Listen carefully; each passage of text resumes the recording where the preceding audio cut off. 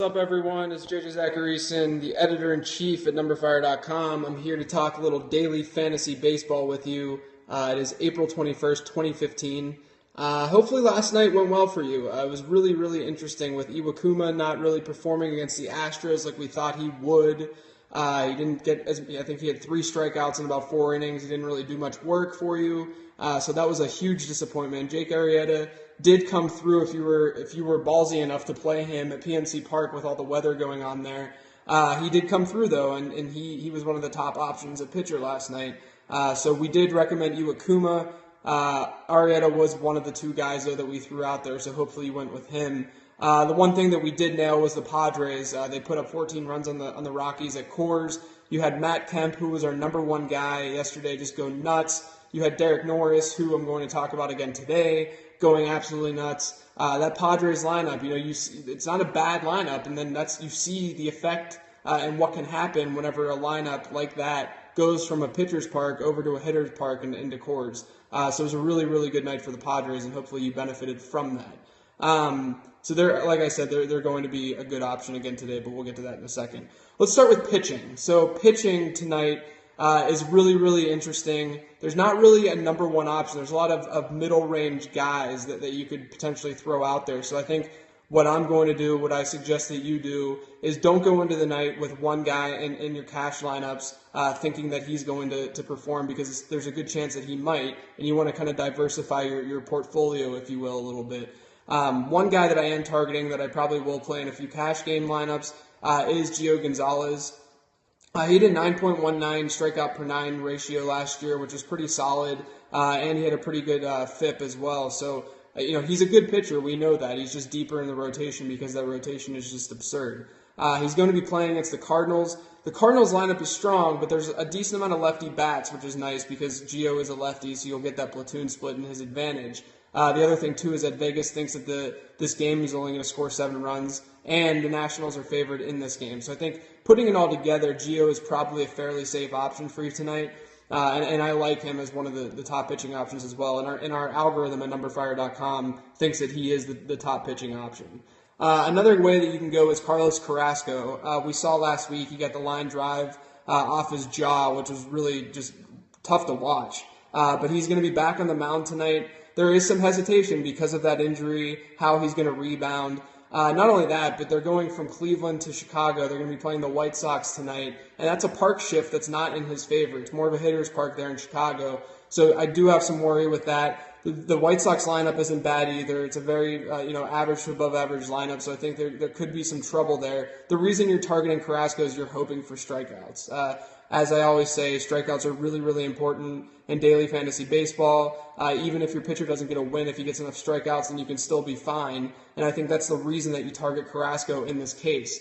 But in general, I think that he's the perfect example as to why you might want to look at other options as well throughout the slate. Get a little exposure to Carrasco, that's fine. But I think at the same time, you might want to look at a guy like Francisco Liriano as well, who's pitching at PNC Park against the Cubs. I think Walker against the Astros in a GPP is a decent option. I wouldn't target him in cash games just because he hasn't pitched well. And then, I don't even mind Brett Anderson, who's going against San Francisco in San Francisco, so he gets a little bit of a park shift. He's going to be in a pitcher's park. He's pitched well. The Giants have a very, very low team total, so I think that he's not a terrible cheap option. So you have all these different pitchers that I think you need to get some exposure to. There's not just one guy like you would see, out of a Clayton Kershaw, for instance, if he was pitching tonight. There's not just one guy that you need to throw out there. I think there's just a lot of them, and you need to differentiate a bit. From a hitter's standpoint, the Padres should be targeted once again. They're facing Tyler Matzik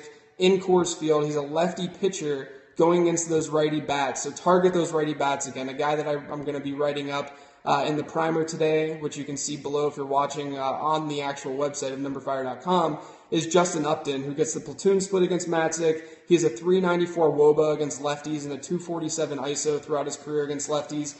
I think Upton's a fine play. I think Matt Kemp is another great play, as we saw last night when he faces lefties. And then Derek Norris, who's still pretty cheap across the industry, and the reason for that, again, is because when he faces those righty pitchers, he's not nearly as strong as when he faces those lefty pitchers. His platoon splits are out of this world, which is why he played for the Athletics, because they love targeting those kind of players. His platoon splits are just insane, and when he gets that lefty pitcher, we saw last night what he can do. And he's still very cheap. I think he's about $3,000 on FanDuel and still under that 4K mark on DraftKings. He's probably the consensus top catcher tonight, and he's definitely the best value catcher. So you definitely want to look at Derek Norris once again. So Norris, Kemp, Upton, a lot of those righty bats in San Diego, wait till the lineup's out and just kind of pick them off and try to get exposure to each of them in the different lineups that you create tonight. Another guy that you could look at is Paul Goldschmidt. So Goldie's facing righty Nick Martinez, so he's not going to have the handedness split in this matchup, but they are playing in Texas, which is the hitter's park, and it's not as though Paul Goldschmidt has terrible numbers when he's facing right-handed pitchers. So I think one thing to keep in mind when you're talking about those higher-priced guys is you obviously want them to have the platoon advantage. You want Paul Goldschmidt to be facing a left-handed pitcher, and so on and so forth. But even when they're not facing the handedness that you would like them to face, it doesn't mean that they're a bad option. I think tonight, it sets up Nick Martinez as a fly ball pitcher. Like I said, they're going to be in Texas, which is a hitter's park. I think if you put it all together, Paul Goldschmidt is still a decent option for you, despite the fact that he's not going to be facing a lefty pitcher, which he just has mashed throughout his career.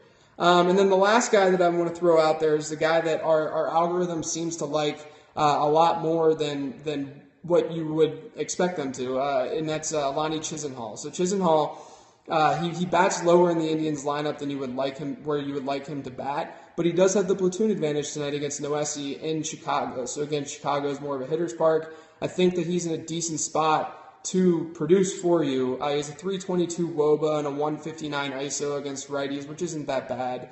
He's cheap, and really there aren't a ton of great punt options tonight. And I think because there aren't a ton of great punt options, you're going to have to look at more middle-priced guys throughout your entire lineup. You might not be able to fit in a bunch of higher-priced options just because there aren't guys that you can throw out there for min-price on DraftKings or FanDuel. So just to recap, Chisenhall, basically the entire Padres lineup, like Derek Norris, Matt Kemp, Justin Upton, Paul Goldschmidt are numbers really like. And then from a pitching perspective, just to remind you, Gio Gonzalez is the top option. We like Carlos Carrasco too, but at the same time, there are a lot of pitchers out there. There's not much difference in our projections between the top guys and some of the middle tier guys. So I still think you can throw out a guy like Francisco Liriano, a Walker against the Astros, or a Brett Anderson against the Giants. I think all of those guys are still viable options. If you want to look at some stacks, because stacking is obviously very, very important in daily fantasy baseball, I think you obviously have to target the Padres and Rockies, their obvious plays at Coors Field. And I think that you could target the Orioles against Mark Buehrle because Mark Buehrle is capable of being disastrous at times. But at the same time, we've seen that he can be very good, especially early in the season. And then lastly, I mentioned it briefly with Paul Goldschmidt. I think you can look at the Diamondbacks, who are going to be a little bit cheaper against Nick Martinez tonight as a stack. So that's it for tonight. If you guys have any questions, make sure you go to numberFire.com. Check out the questions section on the site. That's numberFire.com. We also have a Q&A app where you can ask questions through that. And obviously look at our projections. They're updated all the time throughout the day. And make sure that the guys that you're playing are indeed in their lineups tonight. Good luck, stack the Padres, and I'll talk to you guys tomorrow.